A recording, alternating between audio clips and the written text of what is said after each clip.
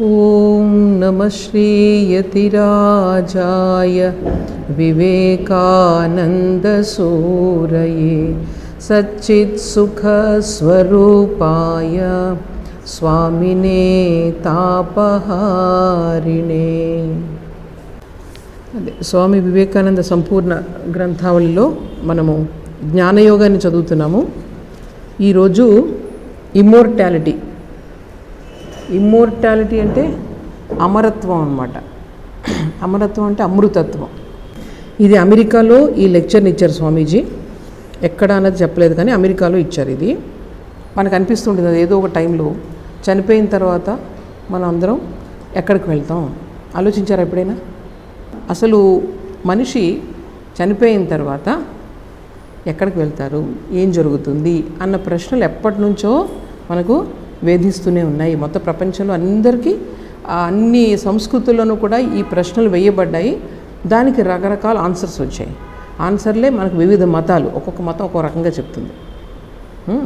So ఇది అందరికీ కూడా ఒక మిస్టరీ అన్నమాట. ఏంటి ఈ లైఫ్, ఏంటి సడన్గా వస్తాము చేస్తాము, సడన్గా మళ్ళీ వెళ్ళిపోతాము అన్నది, ఈ డౌట్ అన్నది మరీ మరీ వస్తూ ఉంటుంది. దానికి రకరకాల ఆన్సర్స్ కూడా వస్తూ ఉంటాయి. అయితే ఎక్కడి నుంచి వస్తున్నాయి ఆన్సర్స్ చెప్పండి? మన అనుభవం నుంచే వస్తాయి. ఎక్కడి నుంచి వస్తాయి? మనిషికి ఒక అనుభవం నుంచే నాలెడ్జ్ అనేది వస్తుంది. ఇప్పుడు సపోజ్ ఎవరైనా దేని గురించి అయినా చెప్తున్నారు, అది కూడా అనుభూతే కదా మనకి. ఎవరో చెప్తున్నారు మనకి, దాన్ని మనం గ్రహిస్తున్నాం. సో అనుభూతి, అనుభవం అన్నది మనిషి యొక్క జ్ఞానానికి మూలం అన్నమాట. స్వామి వివేకానంద ఏం చెప్తున్నారంటే, ఈ ప్రపంచంలో అన్నీ ఏది చూసినా సరే ఇట్లా సరళ రేఖలా ఉండదు. అది ఎలా ఉంటుందంటే వలయాకారంగా జరుగుతుంది. ప్రతిదీ కూడా వలయాకారంగా జరుగుతుందంటే ఏంటి? ఒక విత్తనం ఉంది, విత్తనం నుంచి ఏమొచ్చింది? మొక్క వచ్చింది. మొక్క వచ్చిన చెట్టు వచ్చింది, చెట్టు నుంచి కాయ వచ్చింది, కాయ నుంచి మళ్ళీ విత్తనం వచ్చిందా? మళ్ళీ విత్తనం వచ్చిందా? విత్తనం నుంచి చెట్టు వచ్చింది. మరి మీరు చెప్పండి, చెట్టు ముందా కాయ విత్తనం ముందా? చెప్పగలరా? ఎవరైనా చెప్పగలరా? ఏది ముందు? విత్తనం ముందా? అయితే విత్తనం ఎక్కడి నుంచి వచ్చింది? చెట్టు లేకుండా విత్తనం ఎక్కడి నుంచి వచ్చింది? నువ్వు ఆన్సర్ చేయలేవు దీనికి, ఆన్సర్ చేయలేదు దీనికి. ఎందుకంటే ఏది ముందు అనేది మనం చెప్పలేము. అందుకనే ఇది వలయాకారంలో జరుగుతూ ఉంటుంది. ఏ రోజు కూడా కంప్లీట్గా చెట్టు అన్నది నశించలేదు.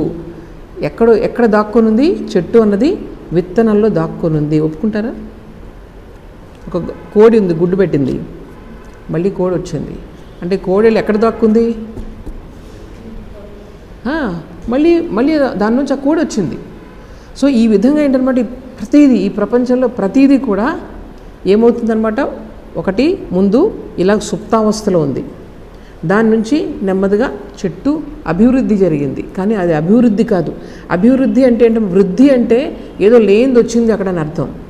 కానీ ఇక్కడ స్వామీజీ ఏం చెప్తున్నారంటే ఆల్రెడీ అది ఉంది.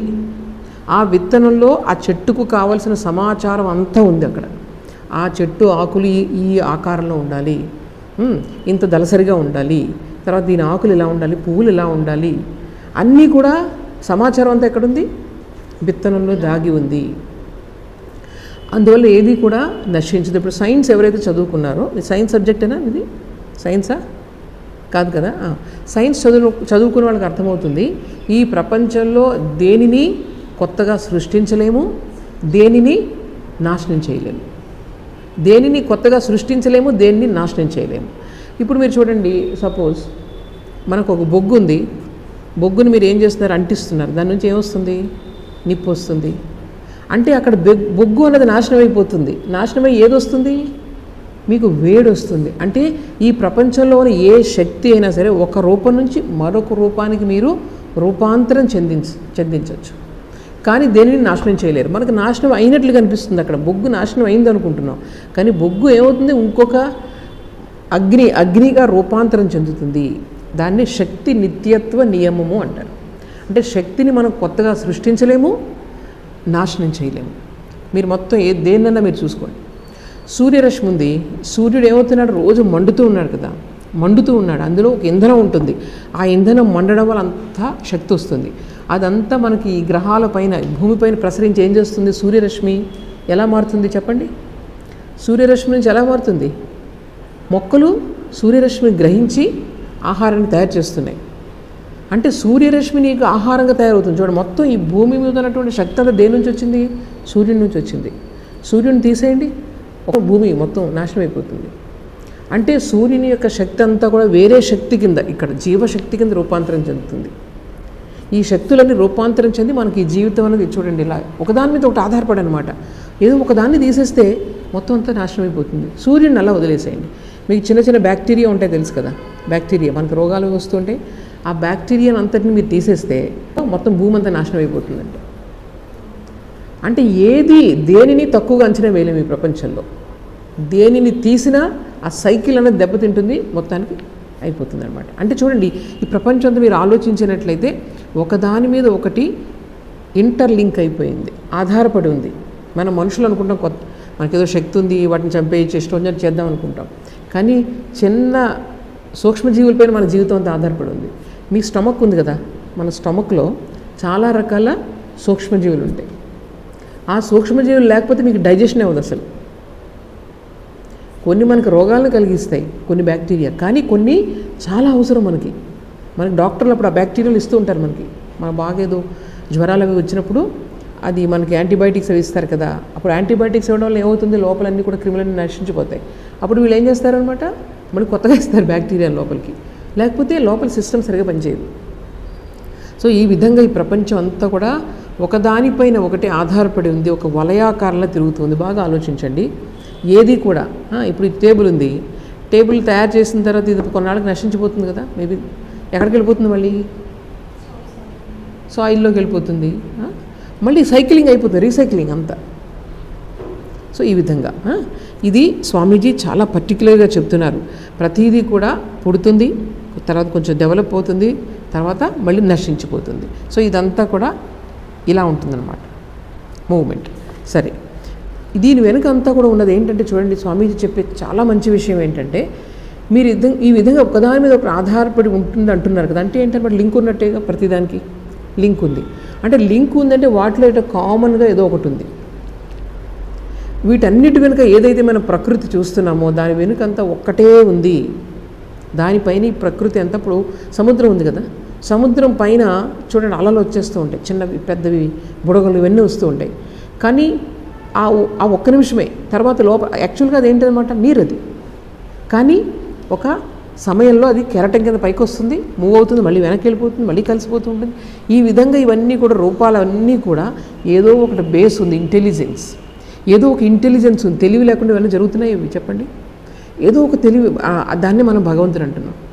ఆ భగవంతుని యొక్క శక్తి అది ఉంది కాబట్టే ఇవన్నీ కూడా, ఈ మొక్కలు సడన్గా మామిడి చెట్టు మామిడికాయే కాస్తున్నామే కదా. సో ఒక విత్తనం నుంచి, మామిడి విత్తనం నుంచి మామిడి చెట్టు వస్తుంది.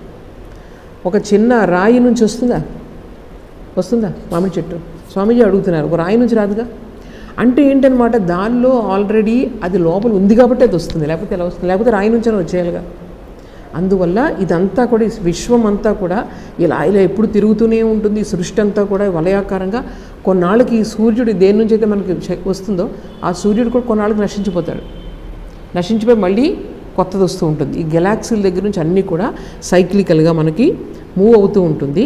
తర్వాత ఒకదాని నుంచి కూడా, మీకు తెలుసు కదా, మనం అందరూ కోతుల నుంచి వచ్చామని అంటారు, తెలుసు కదా మీకు. కోతులకు తోకలన్నీ ఊడిపోయి తర్వాత మనిషి వచ్చాడని ఇప్పుడు ప్రూవ్ అయింది. చింపాంజీ నుంచి మన పూర్వీకులు అంటే చింపాంజీ నుంచి మనిషి వచ్చాడంటే మనిషికి చింపాంజీకి కనెక్షన్ ఉన్నట్టే కదా, ఉందా లేదా? సో చింపాంజీ దేని నుంచి వచ్చింది? దాని ముందున్న జాతుల నుంచి వచ్చింది.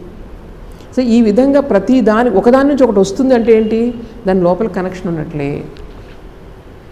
ఈ సైన్స్ చదివిన వాళ్ళకి ఇవన్నీ కూడా తెలుస్తాయి. అందువల్ల ఇప్పుడు మన వాళ్ళు ఎప్పుడో చెప్పారు, 10,000 సంవత్సరాల క్రితం చెప్పారు, ఈ ప్రపంచం వెనకంతా ఉన్నది ఒకటే అని చెప్పారు. సో భారతదేశంలోనే ఈ విషయాన్ని చెప్పారు, వేరు అని చెప్పలేదు. అందుకే వీళ్ళు ఏం చెప్తారు, భగవంతుడు ఒక్కడే. మీరు వేరే పేర్లతో పిలవచ్చు, వేరే రూపాల్లో ఆరాధించవచ్చు. భగవంతుడు ఒక్కడే అని చెప్పింది భారతీయులే ఫస్ట్, ఎప్పుడు కొన్ని వేల సంవత్సరాల క్రితం. సో ఇది ఈ ఒక్కటే ఉంది అన్నది మన వాళ్ళది ఇండియన్ మైండ్ అనమాట. ఎవ్వరూ కూడా దాన్ని చూడలేకపోయారు. అందువల్ల ఈ ఒక్కటి ఎక్కడుందంటే కొన్నాళ్ళు లోపల దాగి ఉంది, కొన్నాళ్ళు మేనిఫెస్ట్ అయింది. అంటే కొన్నాళ్ళు విత్తనంలో మొక్క దాగి ఉంది, మొక్కకు కావాల్సిన సమాచారం అంతా అందులో దాగి ఉంది కొన్నాళ్ళు. తర్వాత నెమ్మదిగా ఉన్నదే లోపలికి అభివ్యక్తం అవుతూ వచ్చింది. దాని లోపల ఏదైతే ఉందో దాన్ని మేనిఫెస్టేషన్ అంటారు ఇంగ్లీష్లో. అభివ్యక్తం అవుతూ వచ్చింది నెమ్మదిగా వ్యక్తమయ్యిందనమాట. వ్యక్తం అవడం అంటారు. ఈ విధంగా మన వాళ్ళు ఎప్పుడో చెప్పారు దీన్ని. తర్వాత ఇంకోటి చూడండి, చాలా ఇంపార్టెంట్ పాయింట్ ఇది, మీరు అందరూ అబ్జర్వ్ చేశారు లేదా. ఈ ఇవల్యూషన్ అని చెప్పాం కదా, డార్విన్ గారు ఈ మన పరిణామ సిద్ధాంతాన్ని చెప్పారు. అయితే ఆయన చెప్పిన దానికి మన భారతదేశంలో చెప్పిన దానికి తేడా ఉంది.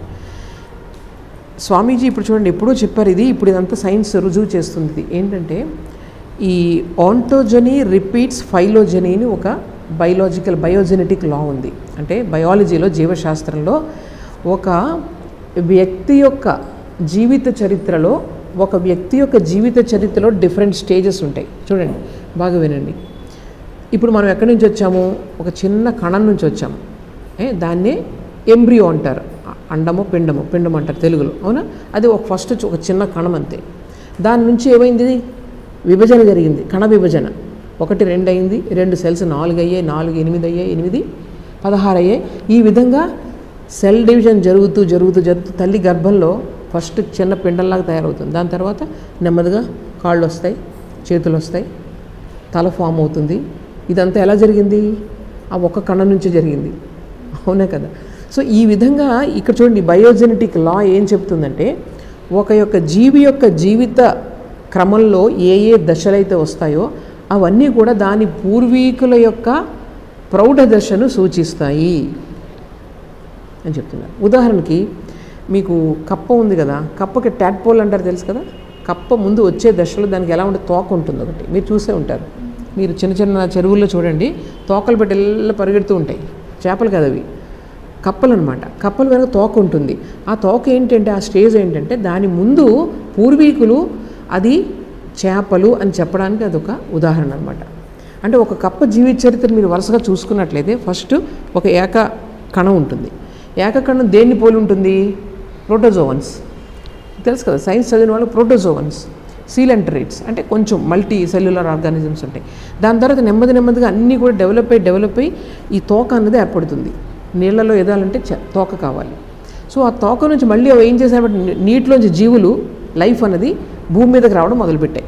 ఆలోచించండి, చేపలు నెమ్మదిగా భూమి మీదకి వస్తున్నాయి, వాటికి తోక అవసరం ఉండదు, నెమ్మదిగా కప్పల కింద రూపాంతరించింది. దాన్ని అంఫీబియన్స్ అంటారు. ఇవన్నీ మన ఇందులో వర్గ వికాసంలో వస్తాయన్నమాట. సో ఈ విధంగా మనిషి జీవితంలో కూడా మన చిన్నప్పటి నుంచి ఎంబ్రియోనిక్ స్టేజెస్ తీసుకుంటే మన పూర్వీకులు ఒక స్టేజ్లో అది చింపాంజీలాగే అనిపిస్తుంది. మనకి తెలుసు కదా, కాడల్ వర్టిబ్రే అని ఒకటి ఉంటుంది ఇక్కడ మనకి. మన యొక్క వర్టిబ్రా ఉంది కదా, వెన్నెముక చివరి ఎముక ఇలా ఉండి పొడుగ్గా ఉంటుంది. మార్పులు జరగవు, కానీ ఈ మార్పులన్నీ జరిగి ఈ జీవి వచ్చింది అనడానికి సంకేతం అనమాట అది. అంటే దానిలో ఉంటే డిఫరెంట్ స్టేజెస్ దాని పూర్వీకుల యొక్క ప్రౌఢ దశని, అడల్ట్ ఫేజ్ చూపిస్తుంది అక్కడ. అంటే ప్రోటోజోవన్ అంటే ఏంటి తెలుసా? యూనిసెల్యులర్ ఆర్గానిజం, ఒకే కణం ఉంటుంది. మనకి ఎంబ్రియో కూడా ఎలా ఉంటుంది? ఒకే కణం ఉంటుంది. అంటే ఆ ప్రోటోజోవన్ ఎలా ఉంటుందో ఇక్కడ ఒక స్టేజ్లో, ఫస్ట్ స్టేజ్లో మనం హ్యూమన్స్ కూడా అలాగే ఉంటారు. హ్యూమన్సే కాదు, ఏ జీవన్నా సరే ఫస్ట్ ఏక కణం నుంచే వస్తుంది. దాని తర్వాత మల్టీ సెల్యులర్ ఆర్గానిజమ్స్, అది అయిపోయిన తర్వాత ఆర్గాన్స్ ఫామ్ అవడం. ఇవన్నీ కూడా నెమ్మదిగా ఆ ముందు స్టేజ్ని సూచిస్తుంది. దానికి సూత్రం ఆంటోజనీ రిపీట్స్ ఫైలోజనీ. ఇది మామూలు సైన్స్లో ఇప్పుడు అందరూ ప్రూవ్ చేసింది ఇది. అంటే దాని అర్థం ఏంటనమాట, ఒక చిన్న ప్రోటోజోవన్ అమీబా ఉంది. అమీబా నుంచి అటు చాలా గ్రేట్ పీపుల్ ఎవరైతే ఉన్నారో, బుద్ధుడు, క్రైస్ట్, ఎవరైతే కానివ్వండి, ఈ గొప్ప వాళ్ళందరూ కూడా ఈ రావడానికి మొత్తం అంతా కూడా ఇది కంటిన్యూయేషన్. ఇది ఒకే దాని నుంచి మొత్తం అంతా వచ్చింది అనడానికి ఇదంతా కూడా, ఇవన్నీ కూడా సంకేతాలు అనమాట. సో ఇది అంటే ఒక వ్యక్తి వికాసము వర్గ వికాసాన్ని సూచిస్తుంది అంటారు తెలుగులో. వ్యక్తి వికాసం అంటే నాట్ పర్సనాలిటీ డెవలప్మెంట్, ఒక స్టేజెస్, ఒక ఫిజికల్ ఫామ్ డెవలప్ అవ్వడానికి ఏవైతే స్టేజెస్ ఉన్నాయో అవన్నీ ఆ వర్గం ఏదైతే ఉందో, ఈ జంతువులు అనే వర్గం ఉంది కదా, అందులో డిఫరెంట్ స్టేజెస్ని ఆ జీవితంలో దాటుకుంటూ ఈ ప్రౌఢ దశకు వస్తుందండి, అడల్ట్ ఫేజ్కి వస్తుంది. అదొకటి. సో దీనిని బట్టి ఏంటంటే only it is not growth, it is manifestation. Already ఉంది, అది అలా బయటికి వస్తుంది. ఎంత చక్కగా చెప్తారండి స్వామీజీ. ఈ మొత్తం నేచర్ అంతా కూడా ఇందులో ఇన్వాల్వ్ అవుతూ వస్తుంది. నేచర్ యొక్క శక్తి అంతా కూడా ఇన్వాల్వ్ అవుతూ ఉండి దాని యొక్క శక్తి మేనిఫెస్టేషన్ అనేది పెరుగుతూ ఉంటుంది. మనిషికి వచ్చేటప్పటికి మీకు అభివ్యక్తి అన్నది పెరిగింది, స్వతంత్రత అన్నది పెరిగింది, అవునా కదా. ఫస్ట్ చిన్న సెల్ ఉన్నప్పుడు ఆహారం తీసుకోవాలి, ఆహారం ఉండాలి కదా, దేనికైనా ఆహారం ఉండాలి. ఎలా తీసుకోవాలి, ఫస్ట్ అది ఈదుతూ ఉండేది, దాని యొక్క సెల్ మెంబ్రేన్ ఉంటుంది, దాని లోపల నుంచి ఆహారం తీసుకుంటూ ఉండేది. తర్వాత ఏమైంది, పెద్ద పెద్ద పార్టికల్స్ ఏదన్నా తినాలని ఐడియా వచ్చిందనుకోండి, వెంటనే అది టెంటకిల్స్ కింద ఎలాగా సేమ్ సెల్ని ఎలా టెంటకిల్ని తీసుకుని దాన్ని ఎలా పట్టుకొని, మీరు చూసే ఉంటారు ఎవరైతే సైన్స్ చదివారో, ఇవి రెండు ఇలా ముందుకు తీసుకొస్తుంది, ఆ సెల్ని ఇలా పట్టుకుంటుంది, మధ్యలో ఈ ఆహారం ఉంటుంది కదా దాని లోపలికి తీసేసుకుంటుంది, ఇక్కడ కలిసిపోయి. చూడండి, అంటే స్వతంత్రత అనేది పెరుగుతుంది. నాకు ఇది కావాలి, నేను తీసుకుంటాను. నెమ్మదిగా ఈ జీవ వికాసం అనేది అలా జరిగింది. ఇంకా స్వతంత్రత, ఇంకా స్వతంత్రత. మనిషికి వచ్చేటప్పటికి మొత్తం స్వతంత్రంగా అన్నీ ఆలోచించి నాకు ఇష్టొచ్చినట్టు చేసుకోవచ్చు, ఇవన్నీ వచ్చాయి కదా. సో ఈ విధంగా దాన్ని ఫ్రీడమ్ అంటారు. ఫ్రీడమ్ ఎక్స్ప్రెస్ అయ్యే కొద్దీ కూడా మనం భగవంతుడికి దగ్గరగా వెళ్తూ ఉంటాము. భగవంతుడు అంటే ఇంకేం లేదు, ఫ్రీడమ్, స్వేచ్ఛ అనమాట, దేనికి బంధించబడి ఉండడు. అది మన ధర్మంలో భగవంతుడు అంటే అది. సో ఇది మీరు చక్కగా గుర్తుపెట్టుకోవాలి.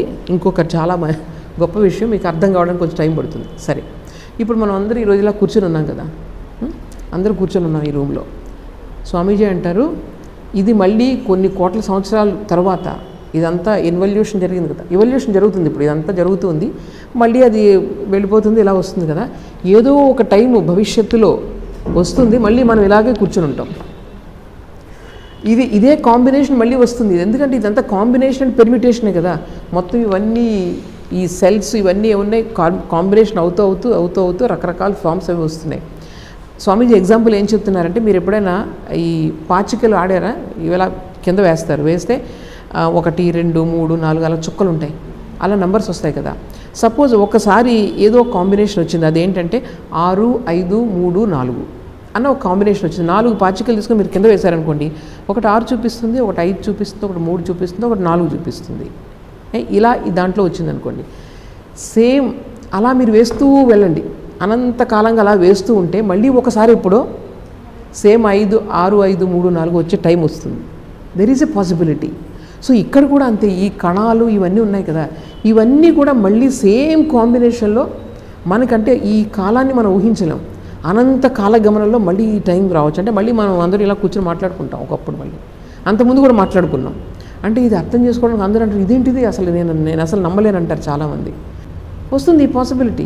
విధంగా చూస్తే స్వామీజీ అంటారు, శరీరం కూడా అమరత్వంగానే ఉంటుంది. ఎందుకంటే మళ్ళీ ఇదే అంత ఒక పంచత్వం అంటారు కదా, శరీరం చనిపోవడం అంటే ఏంటి చెప్పండి, పంచత్వం ప్రాప్తించింది అంటారు. అంటే పంచభూతాలన్నీ మళ్ళీ మట్టిలో కలిసిపోతాయి. అంటే అవన్నీ కూడా ఫిజికల్ ఎలిమెంట్సే కదా. సో అదే కాంబినేషన్ మళ్ళీ వచ్చి ఎప్పుడైనా వచ్చే అవకాశం ఉంది. సరే, అయితే ఇక్కడ మనం దేని గురించి చెప్పుకుంటున్నాము, ఇమ్మోర్టాలిటీ, అమరత్వం. మనం ఎప్పుడూ శాశ్వతంగా ఉంటామా అని.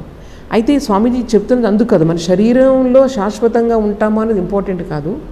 శాశ్వతత్వం ఏమిటంటే ఈ సృష్టి వెనుకున్నటువంటి ఒక శాశ్వతమైన వస్తువుని గుర్తించడం శాశ్వతత్వం.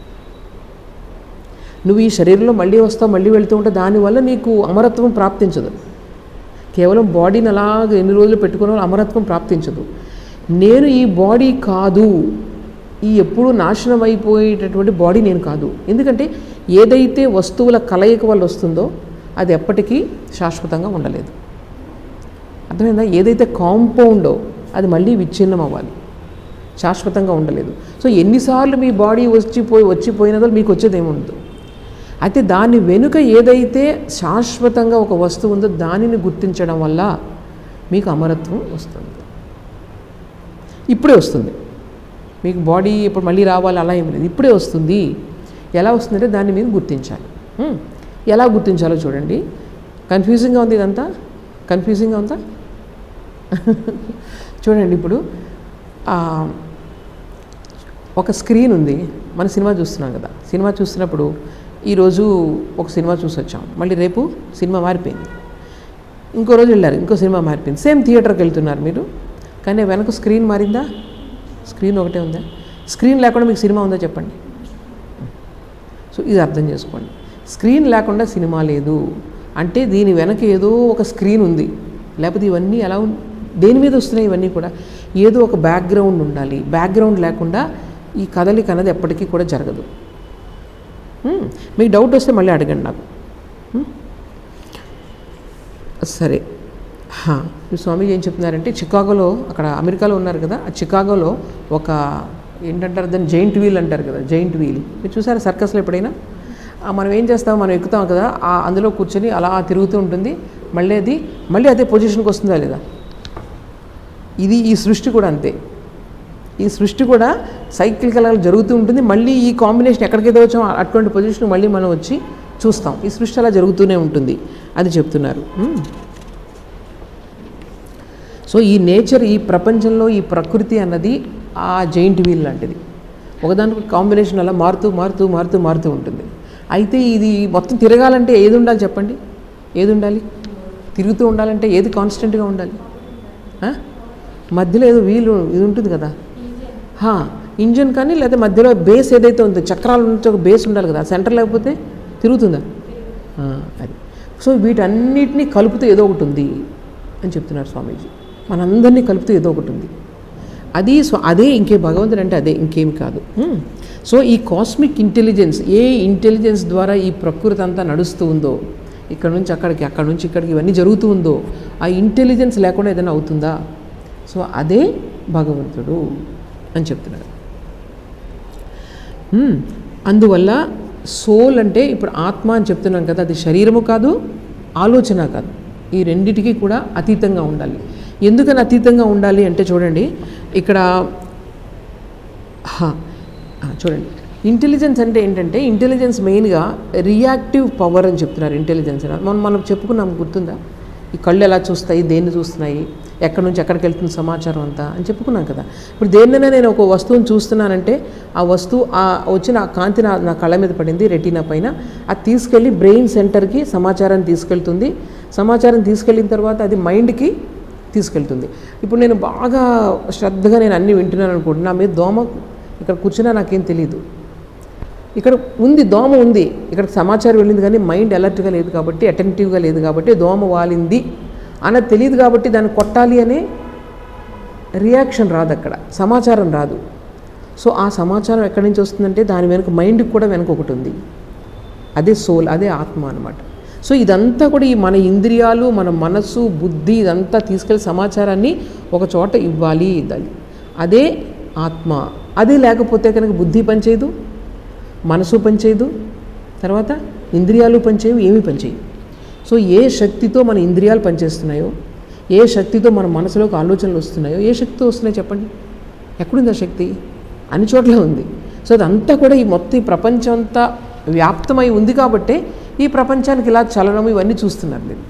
సో దానిని గుర్తించినప్పుడు దాన్ని సోల్ అంటారు, ఆత్మ అంటారు, భగవంతుడు అంటారు. సరే ఇప్పుడు మీరందరూ నువ్వు కూడా నీలోనూ భగవంతుడు ఉన్నాడు, నీలోనూ ఉన్నాడంటే మరి చాలామంది భగవంతుళ్ళ అని అంటే స్వామీజీ ఏం చెప్తున్నారు, చాలామంది కాదు, ఇదంతా ఒకటే మొత్తం. మనం వేరు అనుకుంటున్నాం. నాకు ఒక బాడీ ఒకటే మనల్ని సెపరేట్ చేస్తుంది. ఈ బాడీ ద్వారా వచ్చే ఐడెంటిటీ మనల్ని సెపరేట్ చేస్తుంది. అంటే యాక్చువల్గా ఉన్నదంతా ఒకటే. చూడండి, మన భారతీయులు ఎంత ముందు చెప్పారో, భేదాలు చెప్పలేదు వాళ్ళు, అన్నీ ఒకటే, మనం అందరూ ఒకటే. యాక్చువల్గా తేడా లేదు. ఈరోజు జస్ట్ ఈ బాడీస్ అనేవి ఉంటాయి, వస్తాయి, వెళ్ళిపోతాయి, కానీ ఈ మొత్తం ఎగ్జిస్టెన్స్ ఏదైతే ఉందో అదంతా కూడా కామన్గా ఉంది అనేది మన భారతీయులు చెప్పుకుంటూ వచ్చారనమాట. ఈ పెర్సెప్షన్ ఒకసారి చదువుతాను నేను, చూడండి. Here is a picture, I see it, rays of light from the picture enter my eyes and make a picture in my retina which is carried to the brain, yet there is no vision. So ఇక్కడ నేను చూసింది, ఈ vision చూస్తున్నాను, నేను ఇక్కడ నుంచి కన్ను దగ్గర నుంచి ఇక్కడికి వెళ్ళింది, మెదడులోకి సమాచారం వెళ్ళింది కానీ అప్పటికే నేను చూడండి, చాలా అంటే ఒక సెకండ్లో కొన్ని వేల ఫ్రాక్షన్స్లో జరిగిపోతుంది ఇది. కానీ ఇందులో ఇంత ప్రొసీజర్ ఉందన్నమాట. దీని వెనుక నా మైండ్ లేకపోతే నేను చూడలేను. నేను కళ్ళు చూస్తూనే ఉంటాయి కానీ నేను చూడలేను. సో ఇక్కడ ఏం చెప్తున్నారంటే, yet there is no vision. What the physiologists call the sensory nerves carry this impression in words, but up to this there is no reaction. The nerve center in the brain carries the impression to the mind, and the mind reacts, and as soon as this reaction comes, the picture flashes before it. So మైండ్లో reaction ప్రతిక్రియ లేకపోతే కనుక నేను అక్కడ ఉన్నదాన్ని చూడలేను. కళ్ళున్నా చూడలేను, brain ఉన్నా చూడలేను. మైండ్ మాత్రం ఎప్పుడైతే రియాక్ట్ అయ్యిందో ఆ రియాక్షన్ అన్నదే మీకు అక్కడ బ్యాక్ నుంచి వస్తుందన్నమాట. అది ఉంటేనే నువ్వు మొత్తం పర్సెప్షన్ అనేది కలుగుతుంది. అలాగే suppose you are listening to me intently and a mosquito is sitting on the tip of your nose and giving you that pleasant sensation which mosquitoes can give, but you are so intent on hearing me that you do not feel the mosquito at all. What has happened? The mosquito has bitten a certain part of your skin and certain nerves are there.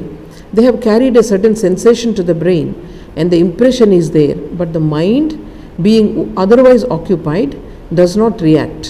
So you are not aware of the presence of the mosquito. When a new impression comes, if the mind does not react, we shall not be conscious of it. But when the reaction comes, we feel, we see, we hear and so forth. So mind నుంచి ఎప్పుడైతే reaction వచ్చిందో మనకు జ్ఞానం కలుగుతుంది, లేకపోతే కలుగదు అనమాట. ఆ మైండ్ దేంతో పనిచేస్తుంది? వెనకున్నటువంటి శక్తితో, ఇంటెలిజెన్స్తో పనిచేస్తుంది, లేకపోతే మైండ్ కూడా పనిచేయదు. ఆత్మ, దాన్ని ఆత్మ అంటారు. ఇది ఏ పేరు పెట్టుకున్నా పర్వాలేదు, కానీ వీటన్నిటికీ ఆధారభూతమైనటువంటి ఒక స్క్రీన్ ఒకటి ఉంది, ఒక శక్తి ఉంది, అది ఎప్పుడూ ఉంటుంది. క్రియేషన్ మాత్రం వస్తూ ఉంటుంది, పోతూ ఉంటుంది, వస్తూ ఉంటుంది, పోతూ ఉంటుంది. ఎలాగైతే సముద్రం నుంచి అలలు వస్తూ ఉంటాయి, పోతూ ఉంటాయి, కానీ సముద్రం కాన్స్టెంట్గా ఉంటుంది. ఇప్పుడు చూడండి, మనకు ఎలా అనిపిస్తుంది అంటే, ఒక ఆకాశం ఉంది, నీలంగా ఆకాశం ఉంది, అందులో ఒక మేఘం, 2-3 మేఘాలు, చిన్న చిన్న ముక్కల మేఘాలు కదులుతూ ఉన్నాయి. మీరు సడన్గా చూసారంటే మీకు ఏమనిపిస్తుంది? ఆకాశం కదులుతుంది అనిపిస్తుంది. అలాగే మీరు ట్రైన్లో కూర్చుని ఉన్నారు, కూర్చుని ఉంటే సడన్గా మీరు ట్రైన్లో మూవ్ అవుతున్నారు కదా, మనతో పాటు పక్కన సీన్స్ అన్ని మూవ్ అవుతున్నట్టు కనిపిస్తాయి, అవునా కదా? సేమ్ అలాగే మనలో కూడా ఆత్మ అనే ఒక వస్తువు ఉంది. మనం మూవ్ అవుతూ ఉండడం వల్ల మనం అనుకున్న అది కూడా మూవ్ అవుతుంది అని. అది ఎప్పుడు కాన్స్టెంట్గా ఉంటుంది. అది ఉండడం వల్లే మనకు ఈ మనుగడ అన్నది వచ్చింది. అది మనం అర్థం చేసుకోవాలి. సో చూడండి, అమరత్వం గురించి చెప్తున్నారు, ఇది అమృతత్వం గురించి చెప్తున్నారు. అమృతత్వం గురించి చెప్తున్నారు అంటే మనము అప్పుడు దేన్ని అర్థం చేసుకోవాలి? ఏదైతే కాన్స్టెంట్గా ఉందో, అందరిలోనూ ఉందో, అంతటా ఉందో, ఎప్పుడూ ఉందో, అదే ఆత్మ, అదే సత్యం అన్నమాట. దాన్ని తెలుసుకోవడం. అంతేగాని అమృతత్వం అనగానే ఈ బాడీని ఎన్ని వందల సంవత్సరాలు పెట్టుకోవడం కాదు. అది కాదు అమృతత్వం. భారతీయులు చూడండి, ఈరోజు పుట్టింది, రేపు చనిపోతుంది. ఏదైనా క్రియేట్ చేయబడింది అంటే అది మళ్ళీ చనిపోవాలి. మీకు ఎవరైనా చెప్పారనుకోండి, కొన్ని ఎప్పుడు కూడా అనంత గమనంలో ఎప్పుడు కూడా ఈ వస్తువు ఉండిపోతుందంటే తప్పు అనమాట. పుట్టిన దానికి గిట్టక తప్పదు. జాతస్య హి ధ్రువో మృత్యు ధ్రువం జన్మ మృతస్య చ, మనకు ఏం చెప్పింది? భగవద్గీతలో చక్కగా చెప్పింది అనమాట. అందుకని మనం ఏం చేయాలన్నమాట? ఈ అమరత్వాన్ని పొందడం అంటే దీనిని మనం పొందడం అలవాటు చేసుకోవాలి. ఇక్కడ ఈ భగవంతుడి గురించి చెప్తున్నారు Swamiji. Through his control the sky expands. అంటే ఆ భగవంతుని యొక్క ప్రమేయం వల్లనే ఈ ఆకాశం అంతా కూడా ఇంత విశాలంగా కనిపిస్తుంది మీకు. అలాగే through his control the air breathes, ఇవంతా ఈ గాలి అంతా వీస్తుంది దానివల్లనే. అలాగే through his control the sun shines. Even మన సూర్యుడు కూడా వెలుగులు ఇస్తున్నాడు దేనివల్ల? ఆ శక్తి వల్లే. నత్ర సూర్యో భాతి న చంద్ర తారకం. అక్కడ ఎక్కడైతే ఆ శక్తి ఉందో అక్కడ సూర్యుడులో అన్నీ కూడా వేలాది సూర్యులు వస్తూ ఉంటాయి అందులో. సో ఇది, so he is the reality in nature, he is the soul of your soul, you are he and you are one with him. So మనము భగవంతుడితో సమానము. ఎంతసేపు ఈ బాడీ, దీని నుంచి వచ్చిన రిలేషన్స్, మైండ్, నా ఒపీనియన్స్, ఇవన్నీ మనసులో పెట్టుకున్నప్పుడు మీరు అమరత్వాన్ని పొందలేరు, ఇమ్మోర్టాలిటీ. సో భయం అనేది ఎప్పుడు వస్తుంది? 2 ఉన్నాయి అన్నప్పుడు మన భయం వస్తుంది. మనం పాముని చూసాం, పాముని చూడగానే అది వేరు నేను వేరు అన్న భయంతో కదా, నన్ను ఏదో చేస్తుంది, నన్ను అనగానే నా శరీరాన్ని ఏదో చేస్తుందని భయం. మీకు ఐడెంటిఫికేషన్ ఈ బాడీతో ఉన్నంతసేపు భయం అన్నది పోదు. చాలామంది చూసారు, యోగులు కొంతమంది పాములు కూడా పట్టుకుని ఆడుకుంటూ ఉంటారు, చూసారు ఎప్పుడైనా? వాళ్ళకి ఎందుకంటే లోపల భయం లేదు, అందుకని వాళ్ళని ఏం చేయవద్దు పాములు. లోపల భయం లేకపోతే, నువ్వు భయం లేకుండా లోపల ఎస్టాబ్లిష్ చేయవు, మొత్తం అంతా ఒకటే. ఆ పాములో ఉన్న జీవశక్తి, అందులో నాలో ఉన్న జీవశక్తి ఒకటే అంటే. మొన్న నేను అక్కడ చెప్పాను ఇట్లాగే అమ్మకి, మొన్న అక్కడ మీటింగ్లో అదే ఒక బందిపోటు వచ్చాడు కదా అమ్మ దగ్గరికి. వస్తే అమ్మ ఏం చెప్పారు, నాన్న నువ్వు వచ్చావా అని చెప్పి అన్నారు కదా అని చెప్పాను, ఆ స్టోరీ చెప్పాను వాళ్ళకి. అప్పుడు ఒక స్టూడెంట్ అడుగుతున్నాడు అనమాట, ఏంటంటే అదేంటి అంత ఇంప్రాక్టికల్ ఏంటి, దొంగల దగ్గరికి వెళ్ళి నువ్వు నాన్న నాన్న అంటే మనం ఊరుకుంటారా అని అడుగుతున్నాడు అనమాట అబ్బాయి. అప్పుడు నేను అన్నాను, చూడు నువ్వు నేను వెళ్ళామనుకో వాళ్ళిద్దరిని చంపేసి ఉండేవాళ్ళు వాళ్ళు, కానీ లోపల ఎవరికైతే అది భావం వాళ్ళకి నాకు తేడా లేదు, నాలో ఉన్నదే ఒక్కటే అని ఎవరిలో ఎస్టాబ్లిష్ అవుతారో వాళ్ళ సమక్షంలో క్రూర జంతువులు కూడా మామూలుగా మారిపోతాయి, ఈవెన్ పులులు కూడా మామూలుగా మారిపోతాయి. అంటే మనలో క్రూర స్వభావం లేకపోతే కనుక ఎదుటి వాళ్ళలో కూడా మనం ఆ శాంతిని మనం ట్రాన్స్ఫర్ చేయగలుగుతాం అన్నమాట. చిన్న ఎగ్జాంపుల్ చెప్పండి. సపోజ్ మనం నన్ను ఏదో అన్నావు, వెంటనే నేను ఏం చేస్తాను, కోపంతో రియాక్ట్ అవుతాను. అప్పుడు ఏమవుతుంది, వాళ్ళలో ఉన్న కోపమే బయటకు వస్తుంది. అలా కాకుండా వాళ్ళు ఏమన్నా అన్నప్పటికీ నేను శాంతంగా ఉన్నాను అనుకోండి, ఎదుటి వాళ్ళు ఏం చేస్తారు, వాళ్ళలో ఉన్న శాంతి బయటకు వస్తుంది. చిన్న విషయంలో మీరు అర్థం చేసుకోండి. ఈజీగా మన యొక్క ప్రవర్తన బట్టి ఎదుటి వాళ్ళు మారుతూ ఉంటారు. సో అదేవిధంగా మన మనసులో ఎక్కడ కూడా మన ఆలోచనలో కానీ భావంలో కానీ ఎక్కడ కూడా ఎవరి మీద ద్వేషం లేదనుకోండి, వాళ్ళ సమక్షంలో ఎవరైనా ద్వేషం చూపించినా ఎక్కువ ముందుకెళ్ళలేరు, మారిపోతారు. అందువల్ల చూడండి, మనం మారితే మొత్తం ప్రపంచం మారిపోతుంది. ఎందుకంటే కనెక్షన్ ఉంది, అది రియాక్షన్ తొందరగా ఎవరైనా ఒక మాట అనేవి మనకు వెంటనే కోపం వచ్చి రెండు మాటలు అనాలనిపిస్తుంది, అవునా కదా. మాట్లాడకుండా ఉంటే మనం కూడా మాట్లాడకుండా ఉంటే ఏం చేయలేము. సో ఇదంతా కూడా నిజంగా జరిగే సంఘటనలు అనమాట. పెద్దవాళ్ళ జీవితాల్లో ఇవన్నీ కూడా చాలా చాలా జరిగాయి. సో మనం ఎందుకు ఇవన్నీ కూడా రకరకాలుగా చూస్తున్నాం, నువ్వు వేరు అని చూస్తున్నామంటే కేవలం అజ్ఞానం వల్ల, భ్రాంతి వల్ల మనం చూస్తున్నాము. మనం అందరూ భ్రాంతిలో ఉన్నాం. ఏ భ్రాంతిలో ఉన్నాం, ఇంద్రియాల భ్రాంతిలో ఉన్నాం, మనోభ్రాంతిలో ఉన్నాం.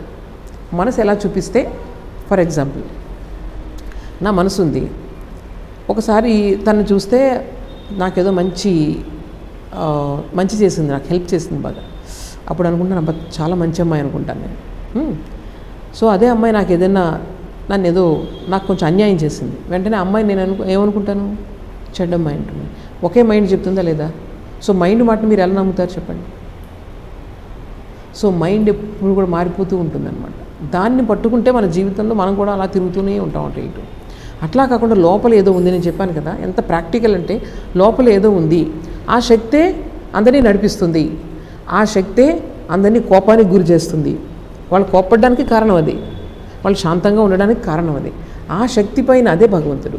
అందుకని భగవంతుడి పైన మనసు పెడితే కనుక మన జీవితంలో చాలా సమస్యలు చాలా సాల్వ్ అయిపోతాయి. అర్థమైందా? భగవంతుడు అంటే అందరూ అనుకుంటారే ఇది గుడికి వెళ్ళాలి, అలా కాదు. మనలోనే ఒక శక్తి ఉంది, అది చాలా కాన్స్టెంట్గా ఉంటుంది. ఒక చిన్న ఎగ్జాంపుల్ చెప్తున్నాను చూడండి. మనకు ఉపనిషత్తుల్లో చెప్పారు ఇది. ఒక చెట్టు పైన రెండు పక్షులు ఉన్నాయి, దాని చెట్టు నిండా కాయలు ఉన్నాయి, మంచి జాంపళ్ళు ఉన్నాయి. చక్కగా ఈ క్రింద ఒక పక్షి ఉంది, అదేమో రోజు జాంపండు తింటూ చాలా హ్యాపీగా తిరుగుతూ ఉంది. ఆ తర్వాత ఏమో కొన్ని ఆ తినడంలోనే కొన్ని పచ్చికాయలు, తర్వాత చేదుకాయలు కూడా తింది, అప్పుడు బాధపడుతూ ఉంది. తర్వాత ఏంటి బాధపడినప్పుడల్లా ఈ పైకి చూస్తుంది, ఎందుకు నాకు ఇన్ని కష్టాలు అనుకుంటుంది. మళ్ళీ మంచి పండు దొరికినప్పుడు ఆనందంగా ఉంది, చెడ్డ పండు దొరికినప్పుడు కష్టం అనిపిస్తుంది. అలా తిరుగుతూ మొత్తం చెట్టు అంతా తిరుగుతుంది. తర్వాత చూసేటప్పటికి పైన ఒక పక్షి కూర్చొని ఉంది, చిటారు కొమ్మలో. అది హాయిగా కూర్చొని ఉంది అనమాట. అసలు ఏమీ లేదు, దానికి ఏమీ తినటం లేదు, హాయిగా ప్రశాంతంగా కూర్చొని ఉంది. ఏంటి అని మధ్యలో దాని వంక చూస్తూ ఉంది, మళ్ళీ దీని హడావుల్లో చూసుకుంటూనే ఉంది. సో నెమ్మదిగా కొంచెం ప్రతిసారి కష్టం కలిగినప్పుడల్లా ఒక కొమ్మ పైకి వెళ్తూ ఉంది. దగ్గరికి వెళ్ళి చూసిందట ఆ పక్షి. చూసేటప్పుడు పక్షి లేదు అక్కడ.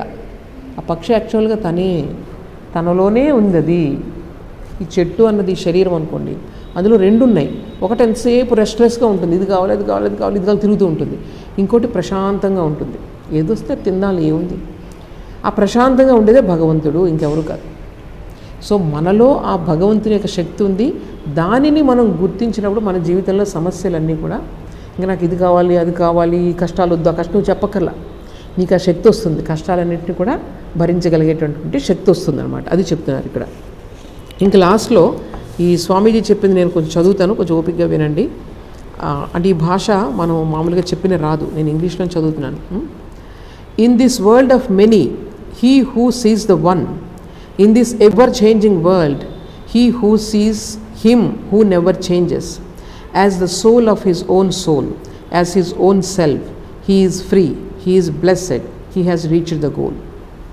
ఎవరైతే ఈ ప్రపంచంలో అన్నిట్లో రకరకాలుగా కనిపిస్తున్న వాటిలో ఒకటే చూస్తారో వాళ్ళు, అలాగే ఈ ఎప్పుడు చేంజ్ అవుతూ ఉంది కదా, ఈ చేంజ్ అవుతూ ఉన్న వాటిలో చేంజ్ అవ్వని దాన్ని చూస్తూ ఉంటారో వాళ్ళే జీవితంలో ముందుకనమాట. వాళ్ళకి ప్రాబ్లం ఉండదు, వాళ్ళే నిజమైన స్వేచ్ఛాజీవులు, తర్వాత వాళ్ళే భాగ్యవంతులు, వాళ్ళే గమ్యాన్ని చేరుకున్నారు అని చెప్తున్నారు Swamiji. Therefore know that thou art the god of this universe, తత్వం అసి. అందువల్ల నీకు భగవంతుడికి ఏం తేడా లేదు, నీలోనే భగవంతుని యొక్క శక్తి ఉంది అని చెప్తున్నారు. Silly fools tell you that you are sinners and you sit down in a corner and weep. చాలామంది చెప్తున్నారు ఏదో తప్పు చేసావు, నువ్వు చాలా తప్పు చేసావు, కూర్చొని ఏడు అని చెప్పేసి అలా ఊరికి ఫూల్స్ అలా చేస్తారు. ఏం లేదు, తప్పు అనేది ఇగ్నోరెన్స్ వల్ల చేస్తున్నావు. నువ్వు జ్ఞానాన్ని సంపాదించుకుంటే నీలో అది ఎప్పుడు కూడా నీకు అది నేను తప్పు చేశాను, పాపం చేశానన్న భావన రాదు. It is foolishness, wickedness, down right rascality to say that you are sinners. You are all God.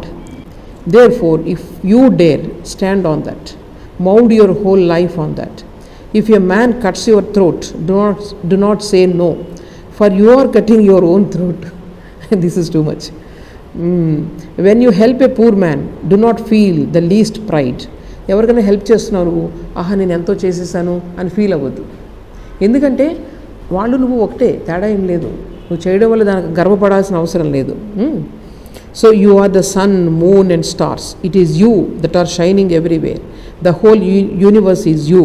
Whom are you going to hate or to fight? Know then that thou art He, and model your whole life accordingly. అది భగవంతుని శక్తి నీలోనే ఉంది అని తెలుసుకొని నీ జీవితాన్ని అది తెలుసుకోవడానికే నీ జీవితాన్ని వెచ్చించు, మిగిలిన అనవసరమైన విషయాలన్నీ పక్కన పెట్టు. సో ఈ విధంగా ఎవరైతే చేస్తారో వాళ్ళు ఈ అంధకారం నుంచి, అజ్ఞానం నుంచి బయటకు వస్తారు, వాళ్ళకి జ్ఞానం కలుగుతుంది. అది అయిపోయింది లెక్చర్. సో ఇమ్మోర్టాలిటీ అంటే ఏమర్థమైంది? ఇమ్మోర్టాలిటీ అంటే అమరత్వం అంటే ఏమర్థమైంది?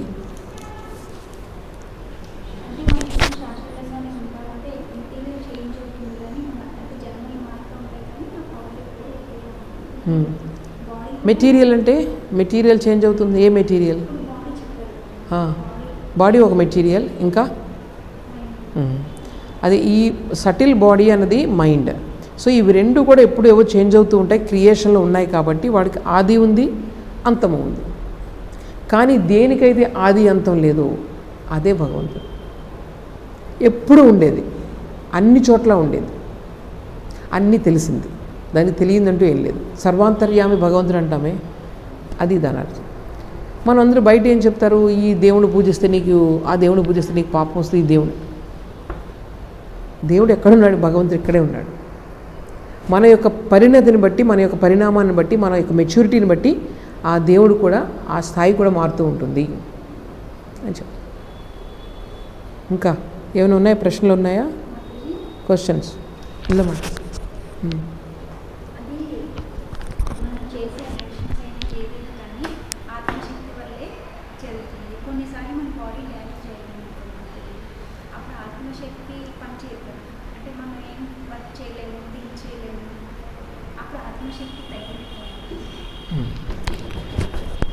దాని ప్రశ్న ఏంటంటే,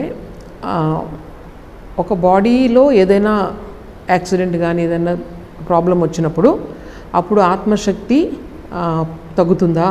అంతేగా. ఆత్మశక్తి యొక్క అభివ్యక్తి తగ్గుతుంది. ఆత్మశక్తి అన్ని చోట్ల ఉంది, ఈవెన్ ఒక రాయిలో కూడా ఉంది, కానీ అభివ్యక్తి లేదు అక్కడ. ఏమంటారంటే స్వామీజీ, ఈ యొక్క మ్యాటర్ ఏదైతే ఉందో, ఈ మనసు, లేకపోతే మనసు కూడా మ్యాటరే కదా, జడ పదార్థం అది. సో ఈ బాడీ అండ్ మైండ్ ఎప్పుడైతే ఇవాల్వ్ అయ్యాయో, చేంజ్ అవుతున్నాయో, ఆత్మశక్తి ప్రకాశం అవుతూ ఉంటుంది. As the matter evolves, soul manifests అంటారు స్వామీజీ. అంటే ఇది పరిణామం చెందే కొద్దీ, అక్కడ ఏమైంది, యాక్సిడెంట్ అయ్యి కాన్షియస్నెస్ అది తగ్గడం వల్ల అభివ్యక్తి తగ్గుతుంది, ఇంటెలిజెన్స్ తగ్గుతుంది. కానీ ఆత్మశక్తి ఉంది, అలాగే ఉంది, కానీ దాని అభివ్యక్తి తగ్గుతుంది. అది గుర్తుపెట్టుకోవాలి. అర్థమైందా? ఇప్పుడు చెట్టులో యొక్క ఇంటెలిజెన్స్ తక్కువ, మనిషిలో ఇంటెలిజెన్స్ ఎక్కువ. సో మనిషిలో అంటే కేవలం మనకి ఫిజికల్ స్ట్రెంగ్త్ కాదు కదా, ఇది మన ఫిజికల్ స్ట్రెంగ్తే కాదు, స్ట్రెంగ్త్ కాదు ఇక్కడ. జంతువుల వరకు ఏది ఫిజికల్లీ స్ట్రాంగ్ అయితే అది డామినేటింగ్గా ఉంటుంది. కానీ ఎప్పుడైతే ఇంటెలిజెన్స్ అనేది బ్రెయిన్ డెవలప్ అయిందో, బ్రెయిన్ చాలా డెవలప్ అయిన కదా హ్యూమన్ బీయింగ్లో, సో ఇక్కడ సెల్ఫ్ కాన్షియస్ అన్నది వచ్చిందనమాట. అంటే నన్ను నేను అర్థం చేసుకోగలను, నన్ను నేను చూసుకోగలను, నేను ఏం ఆలోచిస్తున్నాను, వాటి మిగిలిన వాటికి అది అర్థం కాదు. ఇప్పుడు ఒక జంతువు అలా చేయమనుకో అర్థం కాదు. కుక్క ఆలోచనలు వస్తూ ఉంటాయి దానికి కూడా, కానీ నేను ఏం ఆలోచిస్తున్నానని సెల్ఫ్ కాన్షియస్నెస్ లేదు. ఇక్కడ సెల్ఫ్ కాన్షియస్ యాక్టివిటీ అన్నది మనిషి యొక్క ప్రత్యేక లక్షణం. దానివల్లే ఈ ప్రపంచాన్ని అర్థం చేసుకోగలుగుతున్నాడు, తనని తాను అర్థం చేసుకోగలుగుతున్నాడు, తనని తాను ఇంప్రూవ్ చేసుకోగలుగుతున్నాడు. అదే ఇప్పుడు మనిషి ఏంటంటే మానవ జన్మలు ఒక్కటే నిన్ను నువ్వు ఇంప్రూవ్ చేసుకోగలవు. ఎప్పుడైతే మనం ఎక్కువ తప్పులు చేస్తామో జంతువు జన్మలోకి వస్తాం. అక్కడ ఏం ఇంప్రూవ్మెంట్ ఉండదు. ఉన్నదాన్ని బ్యాడ్ కర్మ అంతా అనుభవించి అక్కడ చనిపోతావు.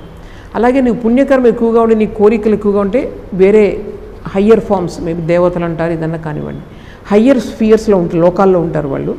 అక్కడ ఏమంటే కేవలం నువ్వు ఇంకా అనుభవిస్తూ ఉంటావు, హాయిగా ఎంజాయ్ చేస్తూ ఉంటావు. రకరకాలు ఈ పంచ ఇంద్రియాలకు ఏవైతే కావాలో రకరకాలు తింటూ ఉంటారు. ఇవన్నీ ఎందుకుండవు? డెఫినెట్గా ఉంటాయి. అంటే మనం అనుకున్నట్టు ఉండవు, but lokas there are spheres definitely. So అక్కడ ఆ హయ్యర్ స్పియర్స్లో కూడా నీకు ఏమీ డెవలప్మెంట్ ఏమి ఉండదు, మేనిఫెస్ట్. అక్కడ ఎంజాయ్ చేసి మళ్ళీ కిందకు వచ్చేస్తావు. క్షీణే పుణ్యే మర్త్యలోకే విశంతి. మళ్ళీ మర్త్యలోకంలోకి వస్తేనే అక్కడ నువ్వు అధోగతి పాలవడానికి ఇక్కడే నీకు ఉంటుంది. అలాగే పురోగతి పైకి వెళ్ళడానికి కూడా ఇక్కడే మనకు ఆ స్వేచ్ఛ ఇచ్చాడు భగవంతుడు. సో అక్కడ ఏంటన్నమాట సెల్ఫ్ కాన్షియస్ యాక్టివిటీ అనేది మనిషిలో ఉంటుంది. అక్కడ దేవతల్లో కూడా విలాసాల్లో మునిగిపోయి ఉంటారు వాళ్ళు. ఇక్కడ జంతువులు ఏం చేస్తాయి పాపం, అందులో కొట్టుమిట్టాడుతూ ఉంటాయి. చూసారు కదా అడవుల్లో ఎలా ఉంటాయి, వాటికి ఇంటెలిజెన్స్ లేదు. సో అందువల్ల ఇంటెలిజెన్స్ కొన్ని జంతువులు కొద్ది లేదంటే లేదు, అది ఉంటుంది, వాళ్ళ లెవెల్లో కొంచెం ఉంటుంది. కానీ మనిషిలో హైయెస్ట్ అది. ఎందుకంటే దీనివల్ల సెల్ఫ్ కాన్షియస్ యాక్టివిటీ, నన్ను నేను ఇంప్రూవ్ చేసుకోగలను, అది చాలా పెద్ద విషయం అన్నమాట. అందుకే రామకృష్ణ పరమహంస అంటారు, మనిషి అంటే తక్కువ, మనిషి జన్మ అంటే తక్కువగా అంచనా వేయద్దు, ఊరికి అలా వెళ్ళిపోద్ది. మనిషి వచ్చిన తర్వాత జ్ఞానాన్ని సంపాదించాలి. జ్ఞానాన్ని సంపాదించడం అంటే ఏదో ఫిజిక్స్ కెమిస్ట్రీ తెలుసుకొని ఏదో జాబ్ సంపాదించుకొని ఏం చేస్తున్నాం మనం? ఏం చేస్తున్నాం చెప్పండి? మనకి ఇల్లు కట్టుకుంటున్నాం, ఇచ్చేస్తున్నాం. మనుగడ సాగించడానికి తిండి బట్టలు ఇల్లు కావాలి కాబట్టి జాబ్. కానీ జ్ఞానం వేరు. మనం అనుకుంటున్నాం ఫిజిక్స్ కెమిస్ట్రీ ఇవన్నీ చదివిస్తే జ్ఞానం వచ్చేస్తుంది అనుకుంటున్నాం. జ్ఞానం అంటే ఏంటి? జ్ఞానం రావాలి, ఈ జ్ఞానం రావాలి. ఏ జ్ఞానం రావాలి? ఒక భగవంతుని గురించి అవగాహన చేసుకునే జ్ఞానం కలిగినప్పుడే నీకు కంప్లీట్గా సాటిస్ఫాక్షన్ వస్తుంది లైఫ్లో. ఎందుకంటే భగవంతుని తెలుసుకోవడం అంటే నీకు అసంతృప్తిగా ఉన్నావు కదా, ఏ నిమిషం తృప్తి లేదు నీకు. ఈరోజు ఎంత ఉంటే ఇంకొంచెం కావాలనుకుంటావు. ఏ రోజైనా సంతృప్తి ఉందా? నువ్వు 100% సంతృప్తిగా ఉంటే నీకేం అవసరం లేదు, అసలు ఏ భగవంతుడు అవసరం లేదు. కానీ నీకు తృప్తి కోసం పాటలు పడుతూ ఉన్నావు. అందువల్ల కంప్లీట్ తృప్తి ఎప్పుడు కలుగుతుందంటే భగవంతుని గురించి అవగాహన జ్ఞానం కలిగినప్పుడే మనకు కంప్లీట్ తృప్తి అనేది కలుగుతుంది. ఇంకే రోజు ఏ కోరిక ఇది కావాలి అది కావాలి అనిపించదు, ఏదొస్తే దాంతోనే ఆనందంగా ఉంటాం. సో అది హయ్యెస్ట్ స్టేజ్ అది. సో భగవంతుడు అనేది ఇక్కడే ఉన్నాడు. భగవంతుని ఎందుకు మనం అనుకుంటున్నామంటే, తెలుసుకోవాలనుకుంటున్నామంటే మన జీవితాలను ఉద్ధరించుకోవడానికి. అది. ఇంకేమైనా ఉన్నాయి ప్రశ్నలు? చెప్పండి. పరమేశ్వరం నుంచి బ్రహ్మదేవుడు ఉద్భవించారని, అలాగే సీతాదేవి భూమిలో ఉద్భవించింది, అలాగే ద్రౌపది హోమంలో ఉద్భవించింది. ఇలా ఇవాళ అనుకున్నట్టు ఒక శైలి నుంచి మానవులు ఇలా ఉద్భవించారని ఇన్ని రకాలుగా ఉన్నాయి. ఏంటి రకరకాలుగా ఉద్భవించారు? మీరు పురాణాల కథలని చెప్తున్నారు కదా. చూడండి, పురాణాల్లో ఒకటి గుర్తుపెట్టుకోవాలి. మనము ఏదైతే ఇప్పుడు నేను చెప్తున్నాను మీకు పూర్తిగా జ్ఞానం చెప్తున్నాను ఇక్కడ.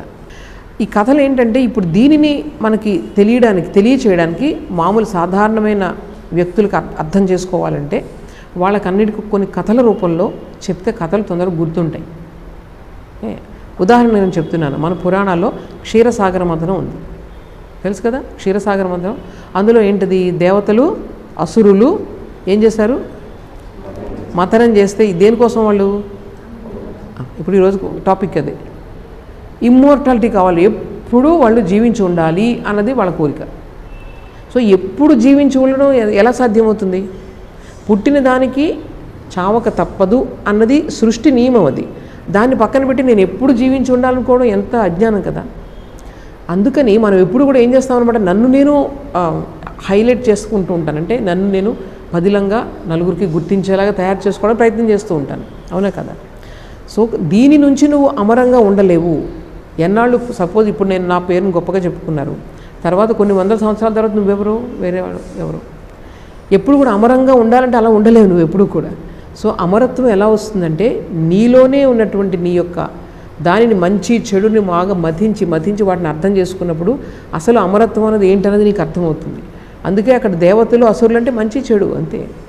వాళ్ళిద్దరూ కలిసి లోపల మనతో మనకి చూడండి తప్పు చేశాను ఈరోజు, అప్పుడు మనలో ఉన్నటువంటి మంచి శక్తి ఉంటుంది, ఇలా చేయొద్దు రేపటి నుంచి, మంచిది కాదు, ఈరోజు పొరపాటు నా మాట అనేసావు అని నిరంతరం సంఘర్షణ జరుగుతుందా లేదా. సో వీటి మధ్య జరిగే ఈ సంఘర్షణ జరిగి ఒక రోజుకి ఏమవుతుందనమాట, అది బాగా నువ్వు తపస్సు అంటారు దాన్ని. ఆ తపస్సు చేసిన తర్వాత ఒక రోజుకి ఎన్నో రకాల సిద్ధులు వస్తాయి. అందులో వచ్చి ఉచ్చైశ్రమం వచ్చింది, రకరకాలు వచ్చాయని చెప్తారు చూసారా, ఇవన్నీ వస్తాయి. సాధన చేస్తూ ఉంటే అంటే చూడండి మంచికి చెడుకి ఎప్పుడు జరుగుతుందంటే మీరు అంతర్ముఖం అయినప్పుడు జరుగుతుంది. మీరు కళ్ళు మూసుకున్నప్పుడు అర్థమవుతుంది మీ యొక్క పరిస్థితి ఎలా ఉంది అన్నది. సో అలా మీరు చేస్తూ ఉన్నప్పుడు మీకు మైండ్ పైన కంట్రోల్ వస్తుంది. ఆ కంట్రోల్ అది వచ్చిన తర్వాత చివరికి ఎన్నో రకాల శక్తులు వస్తాయి మీకు. మీరు మొట్టమొదటి మీకు నిజంగానే మీరు సత్యంలో ప్రతిష్ఠితమై ఉన్నారనుకోండి, మీకు ఎటువంటి లాభాలు వస్తాయి, ఎటువంటి మహత్వాలు వస్తాయి, అవన్నీ కూడా మీకు ఇందులో ఉన్నాయి. మన పతంజలి యోగ సూత్రాల్లో మీకు అన్నీ మనం చెప్పారుగా, విభూతి పాదం అని అందులో ఉంటాయి. దేన్ని చేస్తే ఏ శక్తులు వస్తాయి, ఇవన్నీ వస్తాయి. కానీ చివరికి మనకు వచ్చేది ఏంటనమాట, నేను ఈ శరీరం కాదు, శరీరాన్ని నేను ఉపయోగించుకున్నాను ఒక ఇన్స్ట్రుమెంట్ కింద. శరీరం నేను కాదు. ఇప్పుడు చూడండి మనకి ఏదన్నా కంప్యూటర్ ఉంది, కంప్యూటర్ ఏమైంది, సపోజ్ అందులో సడన్గా కంప్యూటర్ పాడైపోయింది. మీరు ముందే ఏం చేశారు, ఒక పెన్ డ్రైవ్లో చక్కగా ఇన్ఫర్మేషన్ అంతా పక్క తీసి పెట్టుకున్నారు. బాధపడతారు మీరు, కంప్యూటర్ పోనీ ఇంకొక కంప్యూటర్ తెచ్చుకుంటాం, ఏముంది, మళ్ళీ సాఫ్ట్వేర్ అందులో లోడ్ చేసుకుంటాం. ఇక్కడ కూడా అంతే, సేమ్ వచ్చింది బాడీ మళ్ళీ పోతుంది. సో అందువల్ల మీరు చెప్పే రకరకాల జన్మలు ఇవన్నీ కూడా పురాణాల్లో అన్నీ కూడా మీరు లిటరల్గా తీసుకోవద్దు. పురాణాల్లో ఒకవేళ నిజంగా అవి జరిగాయి అనుకుంటే అది ఈ స్ఫియర్లో జరగలేదు, అవి డిఫరెంట్ స్ఫియర్లో జరిగాయి. టైం స్కేల్ అంతా మారిపోతూ ఉంటుంది అక్కడ. అందుకని మీరు కరెక్ట్గా పురాణాలన్నీ కూడా లాజికల్గా తీసుకురావాలంటే లాజికల్గా మీకు దొరకదు. అక్కడ అన్నీ దొరకవు, కొన్ని ఉంటాయి పాయింట్స్, కానీ లాజికల్గా అన్నీ దొరకవు. అవి మెయిన్గా పురాణాలు ఏంటంటే స్వామీజీ క్లియర్గా చెప్తారు, మన యొక్క గ్రంథాలు వేదాల యొక్క సారం వేదాంతము లేదా ఉపనిషత్తుల్లో సత్యం పక్కాగా చెప్పుంది.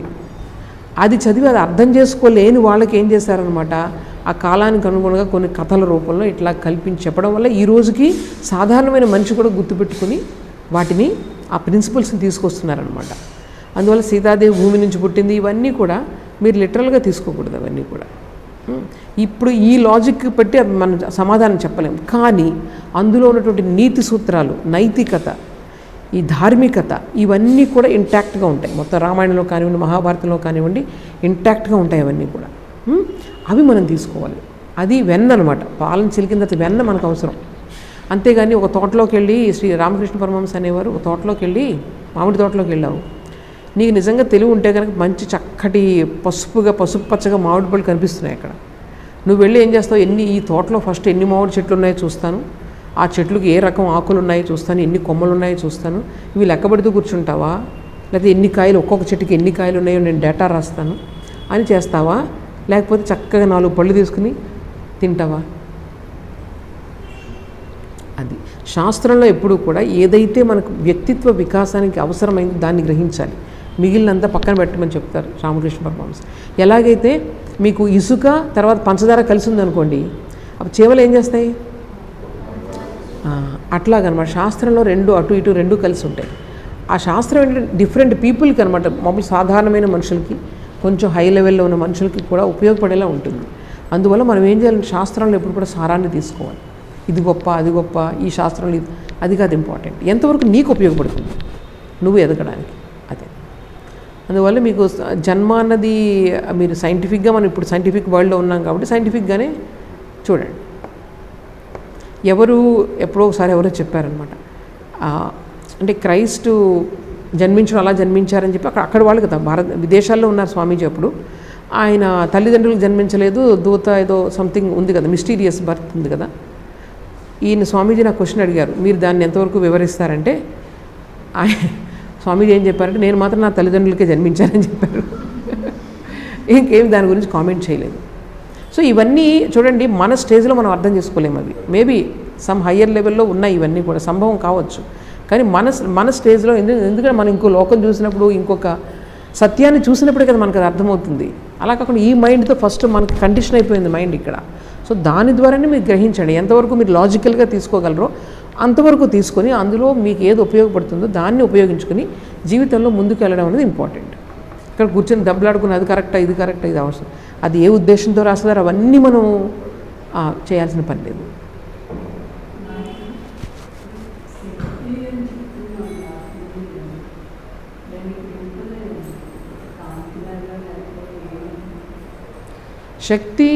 శక్తికి రూపాలు ఉంటాయా అని అడుగుతున్నారు, అంతేగా. శక్తికి రూపం ఉంటే అగ్నిలాగా వచ్చినప్పుడు దానికి రూపం వచ్చింది. శక్తి అగ్ని రూపంలో వచ్చినప్పుడు దానికి రూపం ఉంది. కానీ అన్ని శక్తులకి రూపం లేదు. ఇప్పుడు ఎలక్ట్రోమాగ్నెటిక్ వేవ్స్ ఉన్నాయి, అవి కూడా శక్తి, అది మీరు చూడలేరు ఏ రోజు కూడా.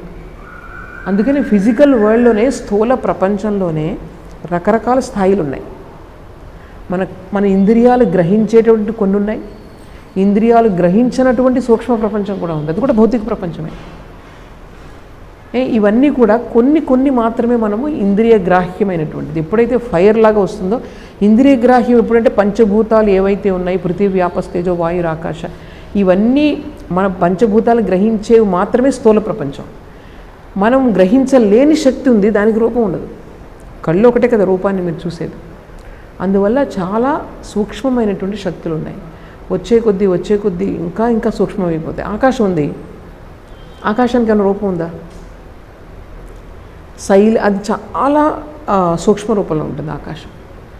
ఈ భౌతిక ప్రపంచంలో ఆకాశం అన్నది చాలా సూక్ష్మ రూపంలో ఉంటుంది, మొత్తం అంతా వ్యాపించి ఉంటుంది. అట్మాస్ఫియర్లో మొత్తం ఆకాశం లేదు. సృష్టి ఆకాశం, అలాగే మన శరీరంలో కూడా ఉంది స్పేస్. సో ఈ విధంగా ఏది అలా సటిల్గా అయిపోయే కొద్దీ కూడా ఏది కూడా దానికి మనకి గ్రహించలేము ఇంద్రియాలతో. కానీ సటిల్గా అయ్యే కొద్దీ కూడా దాని యొక్క శక్తి పెరిగిపోతూ ఉంటుంది. ఇప్పుడు నేను ఉన్నాను ఇక్కడ, ఈ మనిషిలో ఉండే శక్తి కన్నా దీనిలో ఉన్నటువంటి ఒక కణంలో చాలా శక్తి ఉంటుంది. 2 కణాలని కలిపేటటువంటి శక్తి చాలా ఎక్కువ అనమాట. దాని నుంచే న్యూక్లియర్ బాంబ్స్ తయారు చేస్తున్నారు. యాటమ్ బాంబ్స్ సెల్ నుంచి తయారు చేస్తున్నారు. మీరు యాటమ్ బాంబ్స్ అంటే ఏంటనుకున్నారు? న్యూక్లియర్ బాంబ్స్ అంటే 2 న్యూక్లియస్ని కలపడం, 2 కణాలని కలిపినప్పుడు వచ్చే శక్తి అది కేంద్రక సంలీనం అంటారు. అంటే మీకు సూక్ష్మంగా అయ్యే కొద్దీ కూడా దాని శక్తి ఇంకా పెరిగిపోతుంటుంది. అందుకే చూడండి, చాలా స్పిరిచువల్ పర్సన్స్ వాళ్ళకి శక్తి చాలా ఎక్కువగా ఉంటుంది. స్పిరిచువల్ అంటే సూక్ష్మత్వానికి వెళ్ళడం, చాలా సూక్ష్మ స్థాయికి వెళ్ళిపోవడం. వాళ్ళ శక్తి చాలా ఉంటుంది. వాళ్ళు అసలు ఒక కళతోనే మనుషులందరినీ నియంత్రించగలరు. ఇప్పుడు ఈ స్వామి వివేకానంద, రామకృష్ణ పరమహంస, వీళ్ళందరూ ఆ శక్తి అదే కదా. ఎలాగ వరల్డ్ మూవర్స్. ఈరోజు రామకృష్ణ పరమహంస ఎందుకు, ఆయన ఏం చేశారు? కలకత్తా దాటి అక్కడికి వెళ్ళలేదు. మరి ఈరోజు ఎందుకని ఆ శక్తి? Spiritual dynamo. అదే సటిల్గా వెళ్ళే కొద్దీ కూడా మన మనసు కూడా సూక్ష్మంగా వెళ్ళే కొద్దీ మానసిక శక్తి చాలా పెరుగుతూ ఉంటుంది.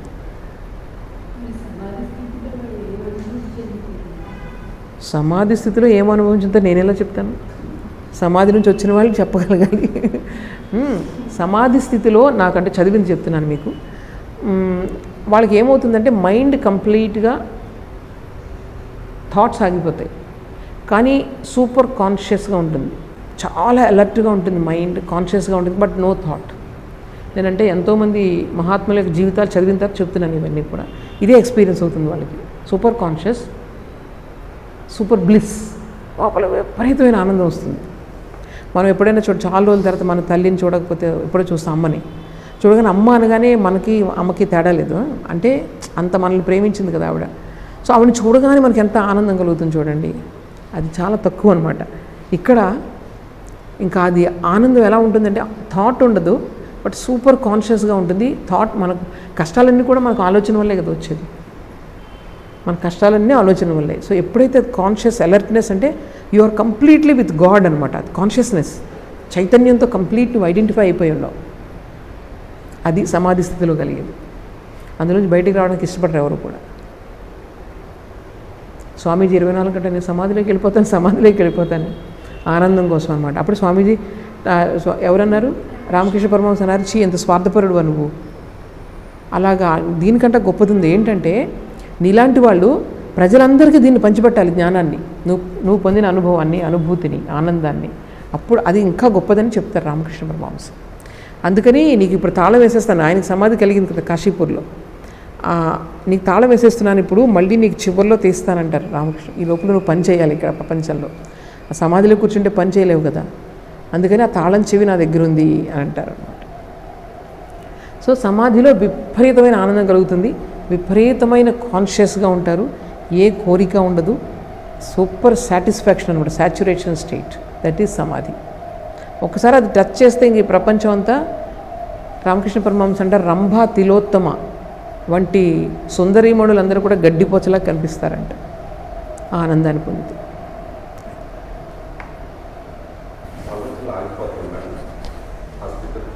ఆగిపోతాయి, ఆలోచన ఉండదు ఇంకేం, కానీ కాన్షియస్గా ఉంటారు. మైండ్ అంతా కూడా ఆ ఆత్మ యొక్క బ్రైట్నెస్తో నిండిపోతుంది అనమాట. ఇక మైండ్ అంటే ఎప్పుడు కదులుతూ ఉండేది కదా, ఆ కదలిక ఆగిపోతుంది, బ్రెత్ ఆగిపోతుంది, కుంభకం బ్రెత్ ఆగిపోతుంది కంప్లీట్గా సమాధి స్టేట్లో. చూడొచ్చు మీరు ఎవరైనా, అది ఇండికేషన్ అనమాట. బ్రెత్ ఉండదు, కానీ చనిపోరు అది చెప్తున్నాను.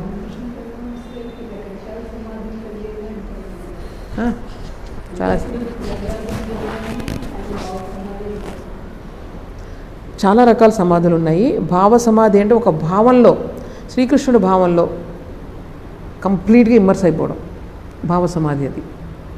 తర్వాత జడ సమాధి అంటే మొత్తం శరీరం కూడా డెడ్ బాడీలో అయిపోతుంది, ఎక్కడ జీవించారన్న సైన్స్ ఉండవు. ఇవన్నీ చాలా లోతైనవి. మనం ఫస్ట్ ఏంటంటే ఈ ఇచ్చిన సాధన చేయడానికి ఇక్కడే మనకి తల ప్రాణం తొక్కొస్తుంది సాధన చేయాలంటే. సో అది చేసిన తర్వాత మనకి ఇలాంటివన్నీ వాటికి తీరిపోతాయి. కానీ ఇవన్నీ కూడా నిజాలు, ఎందుకంటే మనం చూసాం కాబట్టి కళ్ళ ముందే చాలామంది మహాత్ములు ఉన్నారు. ఇంతటితో ఆపదమైతే ఓం అసతో మా సద్గమయ తమసో మా జ్యోతిర్గమయ మృత్యోర్మా అమృతంగమయ. ఓం శాంతి శాంతి శాంతి. హరి ఓం తత్సత్. శ్రీరామకృష్ణార్పణమస్తు.